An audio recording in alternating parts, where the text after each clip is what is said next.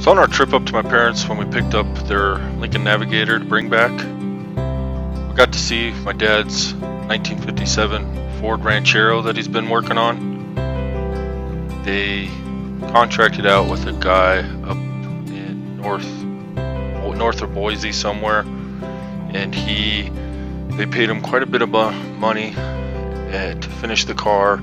It didn't get finished. They brought it back to his house and dropped it off after COVID, and barely could get it running. It took them a while after they dropped it off to even get it running. So when we were there, we noticed a lot of things with it, and we talked to my mom and dad, and they agreed to let us bring it back and try to finish it for my dad. So this is just our first impressions of the vehicle when we saw it there. My dad starting it up and us loading it up, bringing it back to the shop to work on. I hope you enjoy it. I'll tell you a little bit about my dad. He's a combat wounded Marine Corps veteran. He was wounded in the Vietnam War. He still carries shrapnel around in his body from when he was wounded. He's worked hard all his life. He's been my role model, my hero. If I could be half the man he is, he'd be pretty lucky.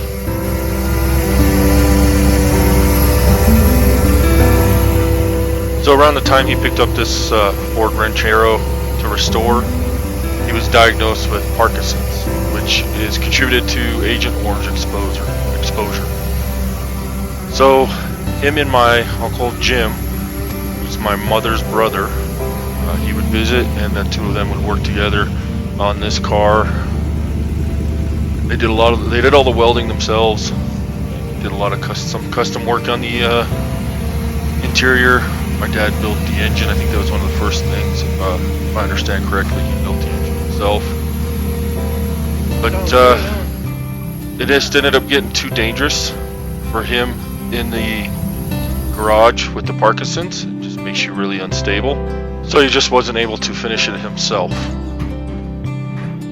So it's quite the honor for them to allow us to try to finish this car, get it drivable, get it on the road, so he can enjoy it.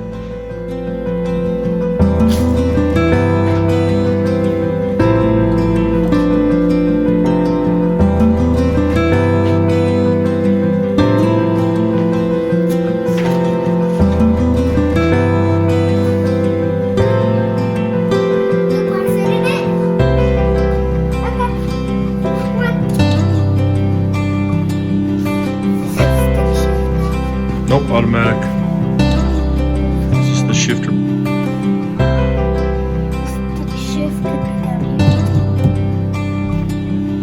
Is it still dripping?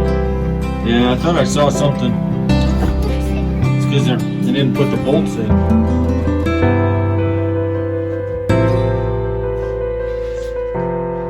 And you built that center console? You and Jim?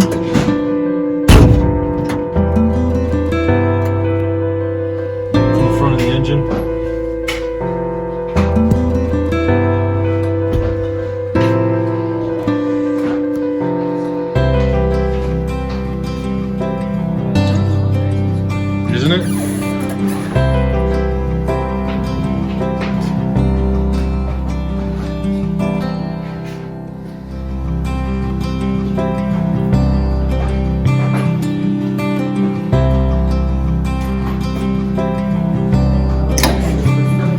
Yeah, it's cool, huh? Yeah.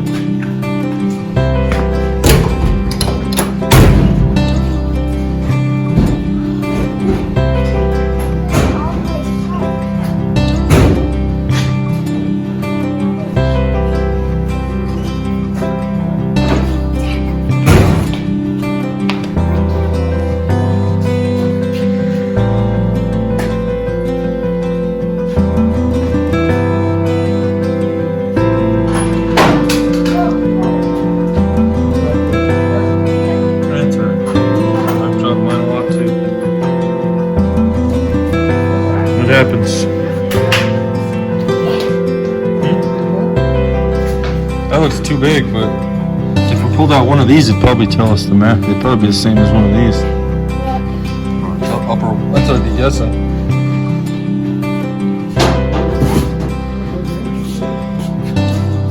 Oh, Dad, get your water.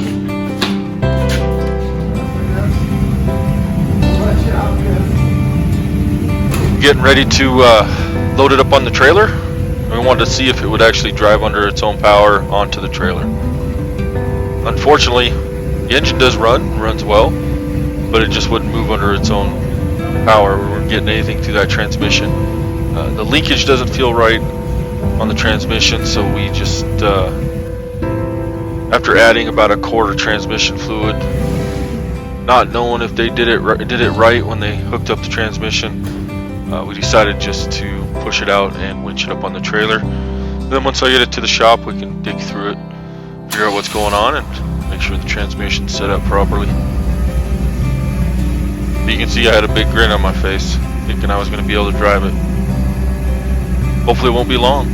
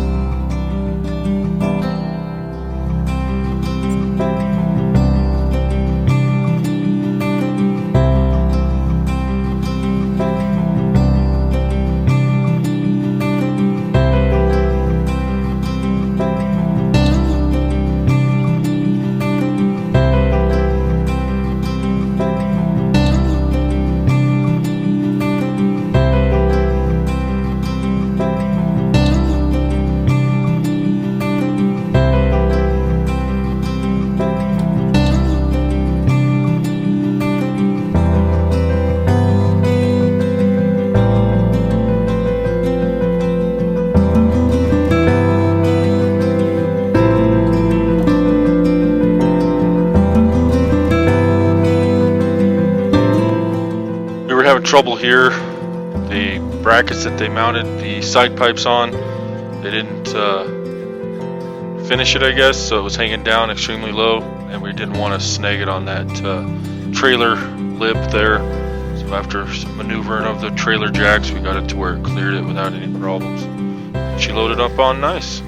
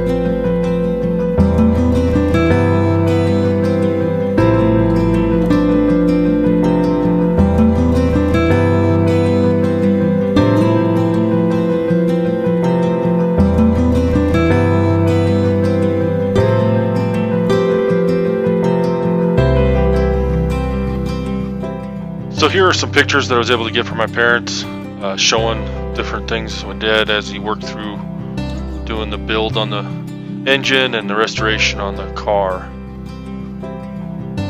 Like I said, he built the motor first. It was the first time I remember when I visited him when he was down in Phoenix and started this project. The motor was all finished and wrapped up in a black bag to protect it, ready to be installed while he was still working on the car. So that's the original dash and original interior when he bought it. That's what the condition it was in. He found a lot of body filler. Floorboards were rusted out, firewall. The whole bedsides, he said, were just full of Bondo. But he cut all the rod out of it and welded in new sheet panels.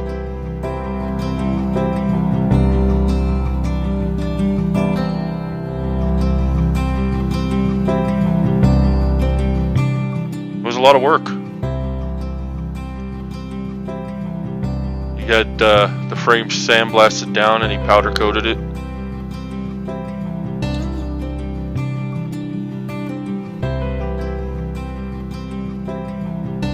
This is my Uncle Jim and my dad both welding on it. This is after he got the car sandblasted. You can see all the Bondo all throughout the bed of the car.